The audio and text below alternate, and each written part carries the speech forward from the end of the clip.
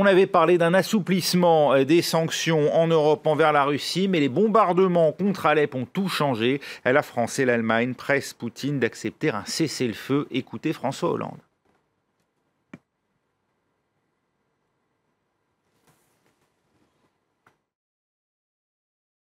Ce qui est en cause, c'est finalement l'honneur ou la honte de la communauté internationale.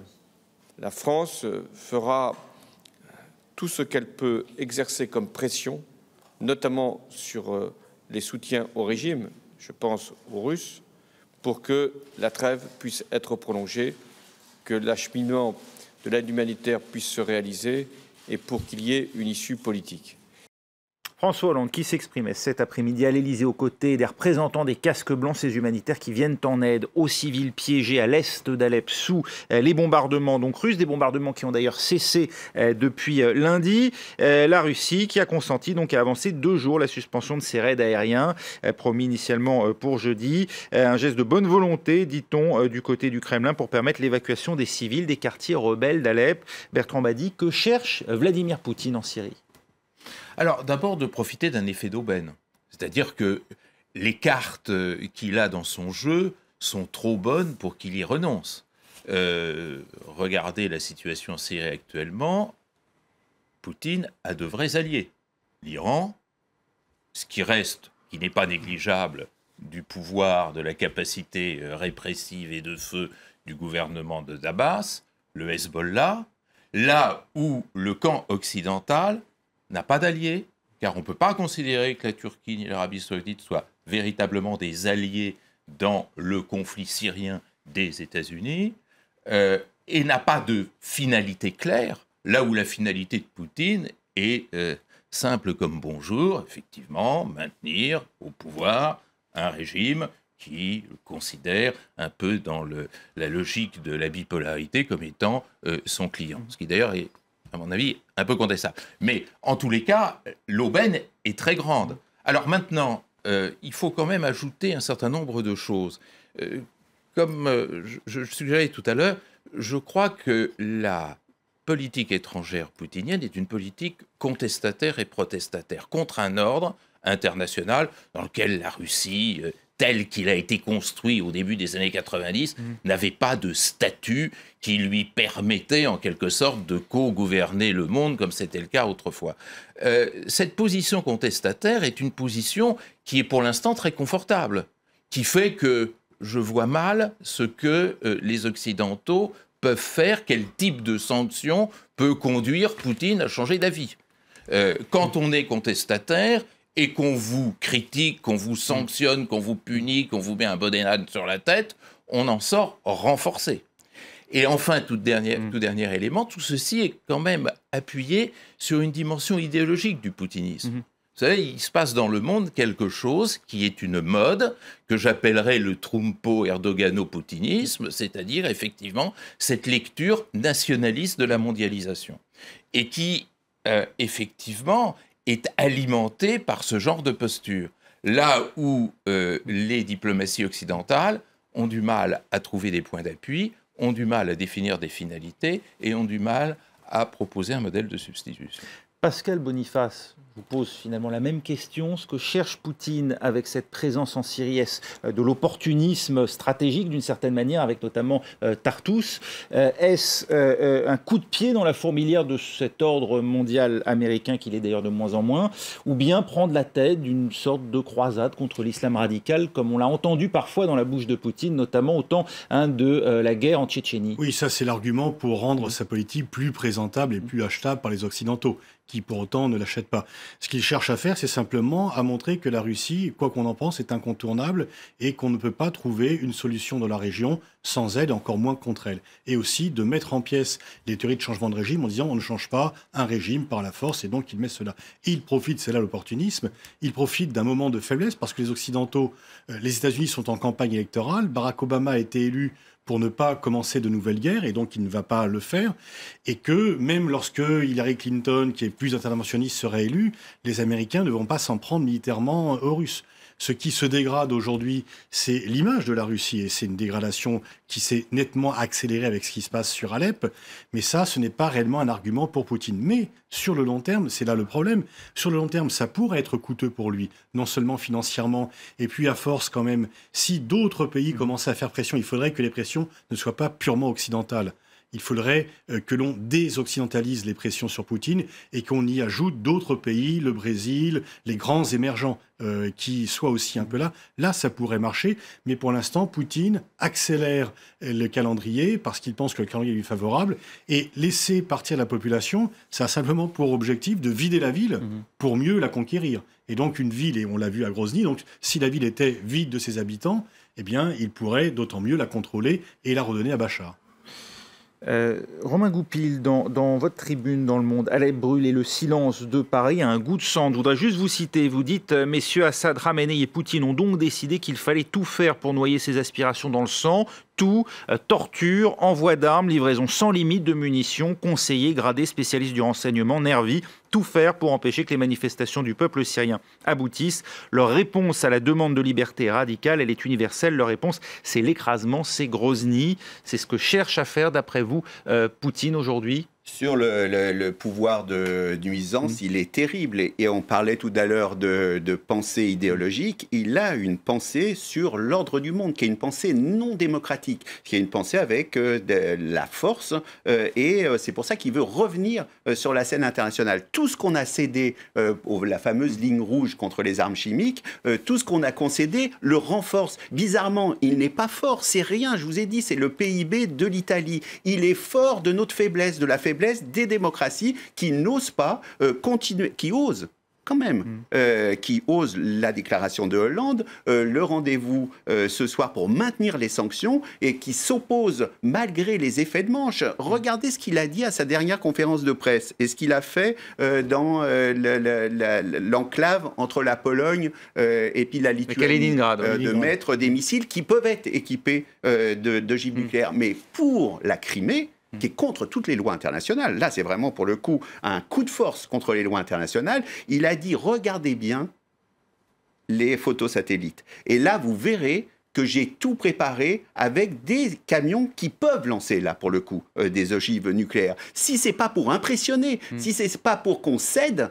bien sûr que là, les alliés, l'OTAN et l'Allemagne et la France ont un combat pour l'honneur, pour l'avenir, contre Poutine, contre l'idéologie de Poutine, contre l'idéologie de Khamenei et contre l'idéologie d'Assad, qui veulent absolument qu'il n'y ait aucune liberté. Ça a démarré comme ça en 2011 à Deria. C'est des gens qui sont descendus dans la rue tout à fait pacifiquement pour demander un peu plus de liberté d'expression. Et ça a été maté tout de suite avec les conseillers russes. Et tout de suite, l'exemple, c'est de dire, nous, on a réussi à contenir notre population en Tchétchénie en les massacrant. Et donc, l'exemple de Grozny est l'exemple maintenant qui s'applique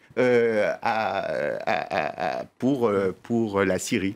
Annie Daubenton, vous pensez, vous aussi, que finalement, c'est parce que les Occidentaux ont déroulé un tapis rouge que Poutine, aujourd'hui, est aussi présent sur la scène syrienne? Est-ce que si la France avait bombardé avec l'aide des États-Unis Damas, après cette fameuse affaire d'armes chimiques, aujourd'hui, la Russie ne serait pas sur ce théâtre de guerre? On ne peut pas refaire l'histoire à l'envers, mais c'est évident qu'il y a eu des coches, si je puis dire, qui ont été ratées, c'est le moins qu'on puisse dire.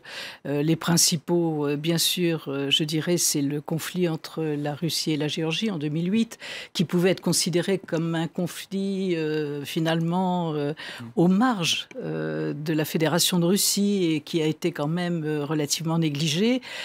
L'attitude au moment du conflit en Tchétchénie est honteuse. Absolument honteuse. Bien sûr qu'il aurait fallu immédiatement au moins faire entendre sa voix. Donc il y a un certain nombre d'étapes qui ont été loupées. Maintenant, dire que pour autant que maintenant Poutine est incontournable, que sa situation est finalement revenue dans toute sa grandeur sur la scène internationale, on ne peut pas dire ça non plus. La preuve, c'est qu'aujourd'hui, il est à Berlin. Il y a quand même le mot crime contre l'humanité qui a été prononcé un certain nombre de fois, les sanctions de l'ONU, etc. Donc il y a un certain nombre je dirais qu'il y a une prise de conscience qui ne s'était absolument pas établie jusqu'à maintenant. Malheureusement, c'est au moment d'Alep et des horreurs qui se passent qu'elle s'établit. Et effectivement, il aurait fallu qu'elle se fasse plus tôt. Bertrand Badi, Vladimir Poutine est un personnage dangereux. C'est ce que pense aujourd'hui une partie du monde? Alors, faire attention, parce que je suis d'accord sur la description qui en est faite, et même sur le jugement moral qui est porté. Je ne suis pas d'accord sur le diagnostic. Parce que, d'abord, le monde, ce n'est pas seulement le monde occidental. Et il faut voir que nous sortons de 15 années d'échecs graves des politiques d'intervention militaire occidentale dans le monde, dont aucune n'a réussi.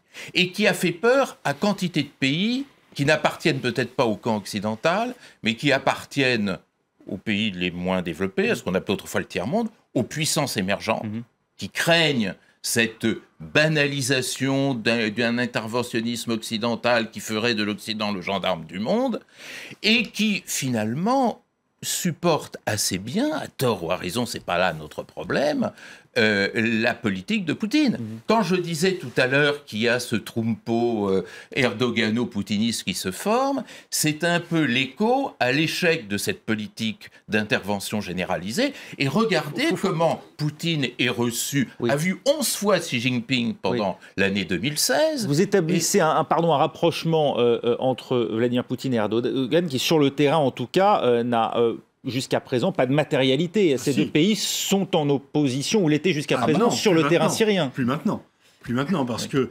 la Russie a fermé les bureaux des Kurdes syriens et Erdogan ne réclame plus le départ de Bachar el-Assad. Donc ils se sont chacun donné... C'est tout récent. Il faut se souvenir qu'il y a encore quelques semaines, Vladimir Poutine était celui qui accusait Erdogan de laisser passer des camions chargés de pétrole. Et à l'époque, effectivement, la Turquie avait abattu un avion russe, donc il y a des tensions. Mais là, il y a un mouvement tactique d'exclus. Erdogan se sentant... peut changer d'ailleurs la donne, d'après vous? Non, parce que ça ne peut pas changer la donne globale. C'est un coup qu'il faut, un coup tactique. Mais sur la Syrie, il peut être beaucoup plus isolé que sur l'Ukraine. Parce que sur l'Ukraine, finalement, après l'annexion de la Crimée, il est reçu tout à fait normalement, et même avec tous les honneurs, au sommet des BRICS, à Fortaleza, en juillet 2014. Là, quand même, ça sera plus difficile pour les grands émergents démocratiques de lui dérouler le tapis rouge. Donc, une fois encore, il a profité... Je ne dirais pas que les Occidentaux lui ont déroulé le tapis rouge, mais ils ne l'ont pas attaqué directement. C'est un peu... Et donc, il a profité des décisions occidentales de ne pas rentrer en guerre, du fait, effectivement, d'une fatigue occidentale par rapport aux interventions militaires extérieures. Mais pourtant, chez une partie de l'opinion, enfin en tout cas de la classe politique ici en France et notamment à droite, Vladimir Poutine, c'est le rempart contre l'État islamique. Oui, effectivement. C'est plus que ça. C'est plus que ça. Ça, c'est effectivement le vernis, la façade. C'est un style. Quand je parlais tout à l'heure de ce néo-souverainisme ou de ce néo-nationalisme, Poutine fait écho à la crainte que l'on a dans toute une partie de l'opinion publique occidentale et des classes politiques occidentales face à une mondialisation qui les agresse. Là, c'est pas exprimé comme ça. Dans la bouche de François Fillon, c'est exprimé clairement vis-à-vis de l'islam. Ben oui, mais parce que l'argument porte beaucoup plus. Mais fondamentalement, il y a des convergences dans un certain discours souverainiste, néo-souverainiste, anti-mondialisation. Ne sont pas impressionnés par Le Pen, Mélenchon, Trump et ces néo-souverainistes. Il se passe quelque chose. Il s'est passé quelque chose à l'ONU où, pour la première fois, les Chinois se sont abstenus. C'est la première fois. Il y a un effet d'isolement. Et là, Pascal a raison. C'est pas la première fois, Romain. C'est la première fois. Temps à s'abstenir. Non. Sur la Syrie, c'est la première fois et les discours de Juppé qui dit génocide, mais génocide, c'est le recours immédiatement à l'intervention, le chapitre 4 de l'ONU. Si vous dites génocide, c'est plus un homme d'État, c'est un ex-premier ministre, mais un ex-ministre des Affaires étrangères. Qui est quand même à l'origine de l'intervention en Libye.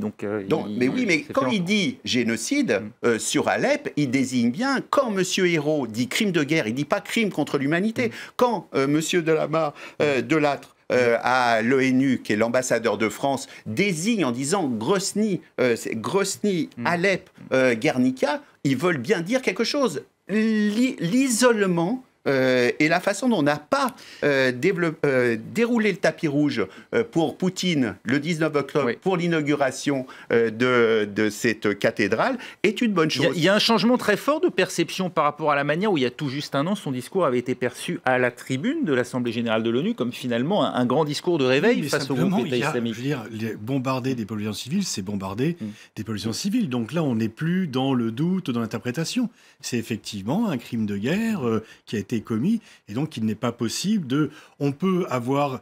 Auparavant, sur les 4 grands dossiers, on avait des accords sur l'Ukraine et sur la Syrie avec la Russie, et un accord sur le Mali et sur l'Iran. Mais là, ce qui se passe aujourd'hui en Syrie, à Alep, de bombarder des hôpitaux, une population civile, de faire fuir 200 000 habitants qui vont devoir... C'est quand même... Là, on passe, c'est autre chose que des escarmouches dans le Donbass. On est quand même là dans une autre configuration.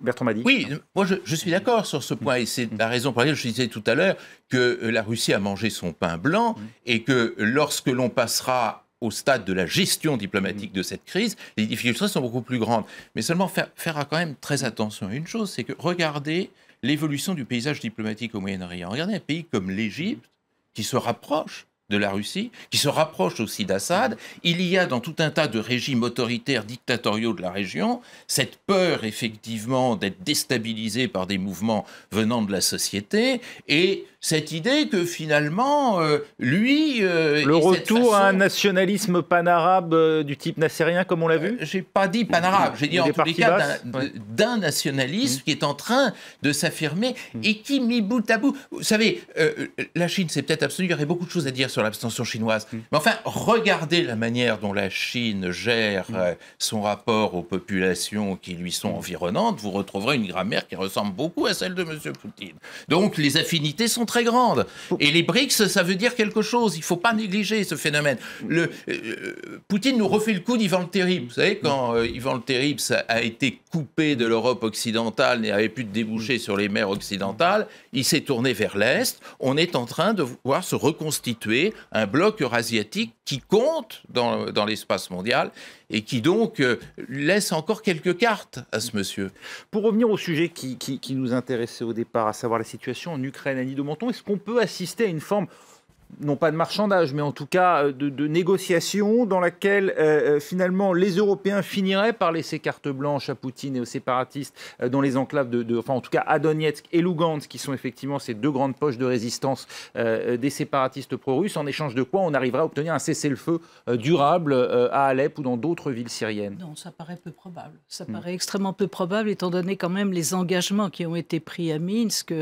Des marchandages, il y en a lieu tout le temps, si je puis dire, pour le domaine humanitaire, c'est-à-dire les libérations d'otages, les prisonniers, bien sûr, ça a lieu avec des négociations continuelles. Maintenant, dire qu'il y a un marchandage de la Syrie par rapport à l'Ukraine, c'est vrai que c'était une des craintes qu'on avait au début du conflit avec la Syrie. On disait, l'Ukraine va véritablement passer maintenant au 2e plan. Je dirais que d'une certaine manière, au contraire, dans la mesure où, d'une certaine manière, on peut dire que Poutine a monté la violence de son visage, ça relativise aussi ce qui s'est passé en Ukraine et ce qui risque de se passer. C'est-à-dire 10 000 morts. On perçoit à nouveau la gravité de l'annexion de la Crimée à la lumière de ce qui se passe à Alep. D'une certaine manière, ça enlève de l'indulgence à la Russie et ça donne quand même un certain poids à l'élan démocratique tel qu'il a essayé de se passer en acte en Ukraine. Donc, exactement. C'est-à-dire que son espérance à Poutine est une espérance non démocratique, mais la façon de ne pas céder sur l'Ukraine et de le mettre au banc des nations, comme ça a été fait à l'ONU sur Alep, c'est son espérance. Moi, je suis sûr que c'est l'espérance de Poutine, de pouvoir jouer comme il veut jouer, de dire je cède sur ça. C'est pour ça qu'il met les ogives nucléaires, c'est pour ça qu'il fait savoir, et vous allez céder, vous allez me laisser complètement sur la Crimée. Vous n'allez plus me demander de compte sur le Donbass. À l'inverse, le dossier d'Alep complique le dossier ukrainien. Il y a plus de pression sur l'Ukraine et sur le Donbass du fait de ce qui se passe en Syrie. Et effectivement, Français, Allemands disaient est-ce qu'on peut peut-être lever les sanctions parce qu'elles nous gênent nous-mêmes. Là, plus personne ne le demande. Donc en fait, ce qui s'est passé à Alep vient affaiblir, y compris en Ukraine, la donne de Poutine. Un dernier mot peut-être sur ce bruit de fond qu'on entend avec cette campagne présidentielle aux États-Unis, mais on l'entendait aussi finalement dans la campagne pour le référendum sur le Brexit. Est-ce que la Russie, soit directement, soit à travers d'autres canaux de financement, des lobbies notamment, cherche à peser sur le cours de nos démocraties? C'est le cas de l'élection présidentielle américaine où on l'a soupçonné d'être en partie responsable du hacking dont a été victime Hillary Clinton, de jouer en faveur de Donald Trump, ou en Grande-Bretagne, peut-être de servir aussi de banquier possible ou d'une des sources de financement aux supporters du Brexit. Très, très rapidement, l'Union européenne est absolument le contre-modèle pour Poutine. Donc il doit tout faire en s'appuyant sur Trump, en appuyant sur Marine Le Pen, en appuyant sur tous les courants qui sont pour le Brexit total de l'Europe et la destruction de l'Europe. Bien sûr que ça, c'est pour lui cette menace d'une Europe qui fonctionnerait et une vraie menace pour Poutine. Donc il va tout faire et il fait tout avec ses services de renseignement pour casser l'Europe ou essayer de soutenir ceux qui cassent l'Europe. C'est aussi votre avis, on restera là très rapidement. Je ne crois pas qu'un pays comme la Russie puisse efficacement peser sur le vote aux États-Unis et d'une façon générale que quelques pays du monde puissent peser sur le vote ailleurs. Maintenant, ces convergences idéologiques sont importantes, il faut bien les noter, il faut bien les avoir en tête. Et deuxièmement, il faut voir qu'on est dans un système international qui ne se connaît pas, qui ne se définit pas. Et donc, on voit des modèles de politique étrangère se constituer et se constituer sur des formes comparables un peu partout dans le monde. Et donc, effectivement, ça explique ces phénomènes de réalignement. Et avec des nouvelles technologies et des méthodes aujourd'hui d'espionnage qui changent sans doute aussi beaucoup la donne. Merci beaucoup d'avoir été parmi nous. Restez avec nous dans un instant. C'est l'actualité vue du net avec Karim Yayaoui.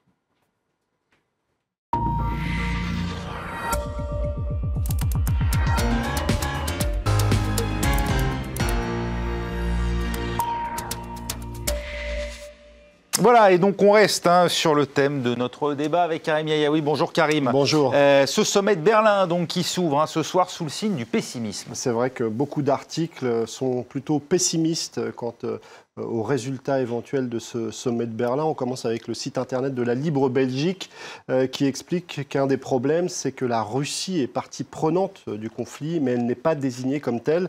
On donne la parole ici à une spécialiste des sciences politiques qui s'appelle Yulia Shoukan, qui explique qu'il est difficile de sortir d'une situation qui n'est ni la guerre ni la paix. Elle souligne aussi que c'est difficile de s'appuyer sur l'histoire pour trouver des fondements communs, tant le fossé entre les belligérants semble profond. La voie vers la paix existe, mais elle est particulièrement étroite. Le site du Monde, lui, aujourd'hui, publie un article en le partageant sur les réseaux sociaux avec cette question. Est-ce que c'est une rencontre pour rien ? Et on voit bien qu'on est plutôt pessimiste. Même pessimisme relié ici sur le site internet du journal libanais L'Orient le Jour, qui évoque le fait que du côté de la Russie, on ne s'attend à aucune percée sur l'Ukraine. Le site du Figaro, lui, se fait l'écho de ce qu'on pense côté ukrainien. L'Ukraine n'a pas d'attente très élevée, peut-on lire ici. Il y a tout de même La Croix qui a un regard un petit peu plus optimiste sur les choses, en nous expliquant que l'avenir de l'Ukraine passe aussi par Berlin. Alors si le titre est optimiste, le contenu de l'article l'est un petit peu moins. Le Kiev Post, journal ukrainien en anglais, lui, voit tout de même des éléments positifs dans cette rencontre, peut-être avec l'espoir de réactiver et d'activer les accords de Minsk, alors que le site internet Sputnik, qui est un site russe, s'intéresse très peu à l'aspect ukrainien de cette rencontre et évoque surtout le fait que Hollande et Merkel vont tout faire pour demander à Poutine de prolonger la pause humanitaire à Alep. On s'aperçoit que clairement, c'est un sommet qui est perçu comme un sommet qui ne sera pas forcément décisif. Peut-être plus intéressante, en tout cas plus instructif, cette enquête d'un journal italien sur les liens possibles entre la mafia et le groupe État islamique. Alors c'est vrai que c'est un article assez repris, notamment sur le site de Courrier International. Il est d'abord paru dans la Stampa. C'est vrai qu'on évoque souvent l'organisation État islamique comme une organisation avec une architecture de type mafia. La pieuvre, la tentacule. Exactement. Et aujourd'hui, cette enquête de la Stampa semble souligner que ce n'est pas seulement l'architecture, c'est qu'il y a des liens entre la mafia calabraise calabraise, la 'Ndrangheta et l'organisation État islamique. Alors, celui qui est à l'origine de cette enquête, c'est un journaliste italien qui s'appelle Domenico Chirico, qui est assez connu puisqu'il a été enlevé, retenu en otage en Irak pendant plusieurs mois. C'était en 2013. Et aujourd'hui, il a réussi à faire une enquête en se faisant passer pour un acheteur d'art, d'objets d'art riche, de Turin, et il est parti à la rencontre de cette mafia calabraise qui lui a permis d'avoir la possibilité d'acheter des œuvres d'art et de remonter une filière qui commence à Sirte, ou en tout cas qui passe par Sirte, pour arriver dans un petit port italien. Et on s'aperçoit que les liens sont assez ténus et qu'en échange de ces œuvres d'art, les mafias italiennes, grâce à des réseaux qui passent par la Russie ou la Moldavie, donnent des armes en échange de ces œuvres d'art. En tout cas, du côté des autorités italiennes, on souligne que tout ça est tout à fait possible, du côté du ministre de l'Intérieur notamment, qui explique que la vente des œuvres d'art fait partie de ce qu'il appelle le PIB de la terreur. Toujours dans la Stampa, les autorités de la région de Calabre expliquent, elles, qu'évidemment c'est une possibilité, mais qu'elles travaillent surtout sur un autre dossier, la traite des êtres humains en provenance d'Afrique, qui est aussi le principal fléau et au cœur du système mafieux du côté de la Calabre. Peut-être le temps de traiter très rapidement ce dernier sujet en Thaïlande, où on invente la crise de l'Est T-shirt, le crime de l'Est T-shirt. Le crime de l'Est T-shirt. Alors, en Thaïlande, beaucoup sont encore choqués par la disparition du roi. Et les médias expliquent ce qu'il faut porter. Il faut porter du noir. Et une espèce de police s'est mise en place sur les réseaux sociaux pour traquer ceux qui oseraient porter autre chose que du noir. Cet homme qui a porté un T-shirt rouge en a fait les frais, puisqu'il a été pointé du doigt sur les réseaux sociaux. Il a subi un véritable harcèlement jusqu'à supprimer son compte. Il a dû faire des excuses sur les réseaux sociaux, notamment sur Twitter. Il y a aussi sur YouTube la vidéo de cette femme qui a osé dire dans un bus que la mort, eh bien, elle était pour tout le monde, même pour le roi. Elle a été frappée par un passager de ce bus. Des histoires comme celle-ci, il y en a un certain nombre relayées sur les réseaux sociaux. Et évidemment, du côté des médias, on n'est pas en reste. Un certain nombre de chaînes sont même passées en noir et blanc, tandis que des sites internet faisaient la même chose. Voilà, c'était un œil sur les médias. Merci beaucoup, Karim.